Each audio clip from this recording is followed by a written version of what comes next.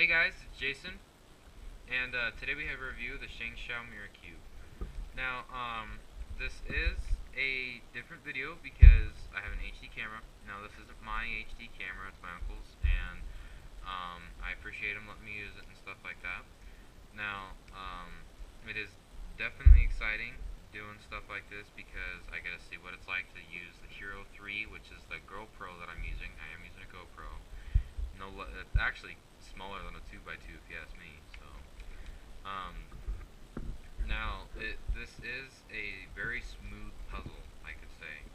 The smoothness of this is completely different than any other puzzle I've ever used before, and it's just as smooth as my my Megamix.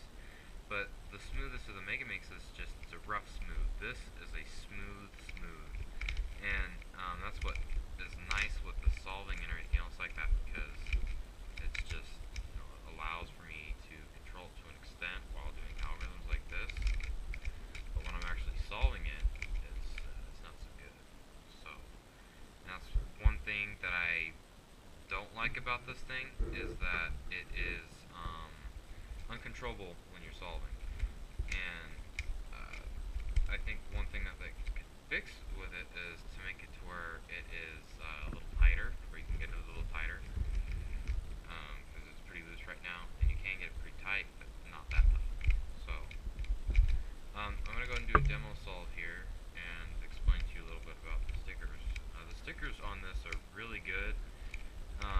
One thing I am kind of sad about is the fact that the color is disappearing on it, and I was kind of disappointed because when I first got it, I saw that the centers were very dull and worn out. They looked like they were going silver, and it's been that way ever since, but they're getting worse. I don't know why it is that they're doing that, but whatever.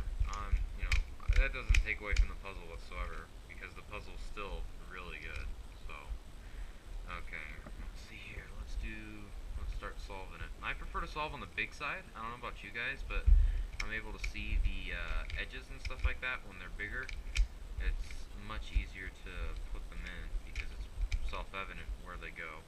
So that's what I do.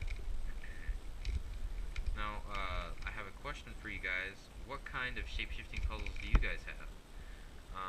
As you can see, this is my only one. I'm about to get another shape-shifting puzzle from thecubicle.us pretty soon, and that's not the only one, but a few others, so be expecting those. It's going to be here in a couple days, because I got free 1 to 3 day expedited shipping, so that's really nice. I was happy about that. So I'll explain a little more in that video what all went down in there. So now you can tell in this puzzle the controlling of it. Controlling this puzzle is extremely hard when you're trying to solve it, because it's shape shifting, and as you're doing that, you've got other pieces moving around, and you can't really tell or control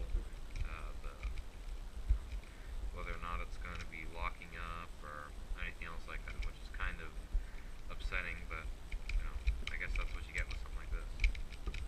I got this from Amazon, by the way, and Amazon is a very good company. Now, it may seem like I order a lot from Amazon, but the reason why is because I have had most of the puzzles that I first originally got was back when I was a little newer with them. I didn't know these companies like iCubeMart and thecubicle.us and other stores like that. So that's why. Austin doesn't like doing Amazon at all. I mean, it's not that he doesn't like it, it's just that he doesn't, parents don't let him do it because she's an eBay kind of lady, which is alright. So, yep. Amazon is a pretty decent company by my understanding. Okay, first 2 layers done. Nope, never mind. First 2 layers aren't done. Let's see here. First 2 layers will be done. And they're done. Okay, so this last step is pretty good. It's not too hard, not too difficult. With turning at least, the algorithm isn't hard either. It's just like standard 3x3.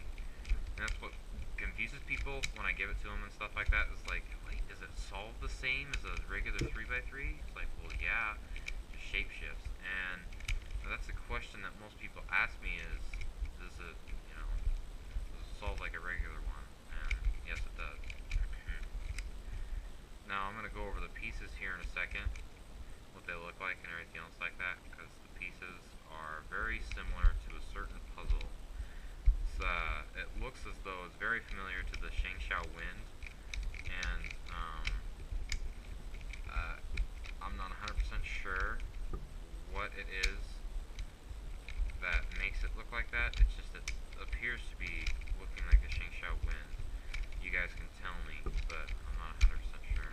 So, alright, so that was a solve, and as you can see, it was very uncontrollable in my opinion, and it was really hard to use. And the pieces, let's go on to the pieces. But the controlling of this is just, it's not good at all. So, here's a piece, and it's definitely not like any other mirror cubes that I've seen, because Austin's is a Macy's cube, Macy's 3x3, or mirror cube, and his is more blocky, it's like a Rubik's Zero. But here's the edge piece, and then a corner, and the corner is holes in it, or not holes, it's got like these weird bumps inside of it,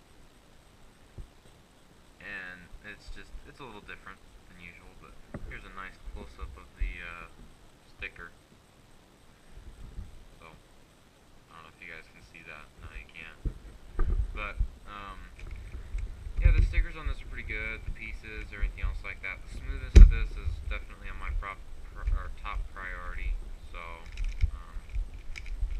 this is basically the puzzle in and of itself. Tensioning, everything's pretty good.